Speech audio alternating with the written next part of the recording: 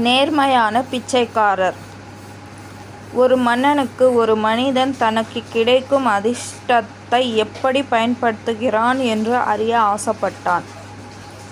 அதை சோதிப்பதற்கு ஒரு நாள் 2 ரொட்டி துண்டுகளை வரவழைத்து விலையுயர்ந்த வைரக்கற்களை ஒன்றினுள் பதுக்கி வைத்தான். பிறகு 2 ரொட்டி துண்டுகளையும் பணியாளன் ஒருவனிடம் கொடுத்து, தகுதியுள்ள கண்ணியமான மனிதன் ஒருவனுக்கு இந்த கனமான ரொட்டியையும் மற்றொரு சாதாரண ரொட்டியை ஒரு பிச்சைக்காரனுக்கும் கொடு என்று சொன்னான்.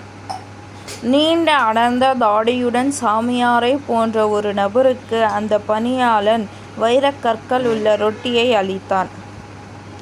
பிறகு மற்றொன்றை ஒரு பிச்சைக்காரனுக்கு அளித்தான்.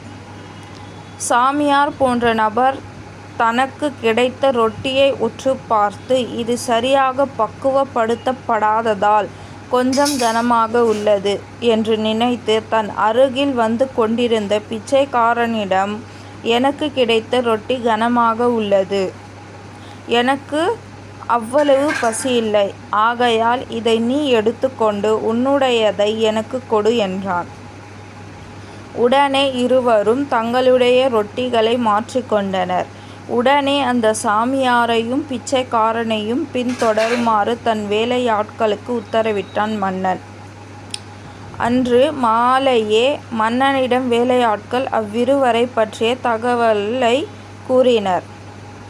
சாமியார் போல் தோற்றமளித்தவர் தன் வீட்டுக்குச் சென்று போய் தாடியை எடுத்துவிட்டு ஆசை தீர ரொட்டியை உண்டுவிட்டு பிறகு பழையபடி தாடியை ஒட்ட வைத்துக்கொண்டு சாமியார் வேடத்தில் பிச்சை எடுக்க கிளம்பி விட்டதாகவும், தன் வீட்டிற்கு சென்ற பிச்சைக்காரன் தன் மனைவியுடன் ரொட்டியை உண்ணத் தொடங்கியதும் அதற்குள் இருந்த வைரக்கற்களை அவனும் அவன் மனைவியும் கண்டனர். வைரக்கற்களை நாமே எடுத்துக்கொள்ளலாம் என்று விரும்பினான்.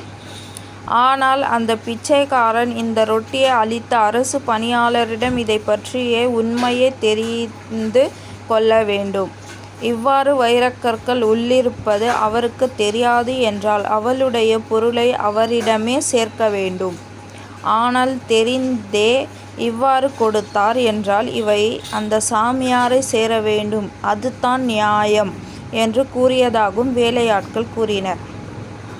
அந்த பிச்சைக்காரனின் நேர்மையையும் உயர்ந்த உள்ளத்தையும் அறிந்த மன்னன், கடவுளின் அருளால் வைரக்கற்கள் ஒரு போலி சாமியாரிடம் சிக்காமல் நேர்மையான ஒரு பிச்சைக்காரனை அடைந்ததை எண்ணி மகிழ்ந்த மன்னன், பிச்சைக்காரனை அரண்மனைக்கு அழைத்து அந்த வைரக்கற்களை அவனுக்கே கொடுத்து மேலும் பல பரிசுகளும் வழங்கினான்.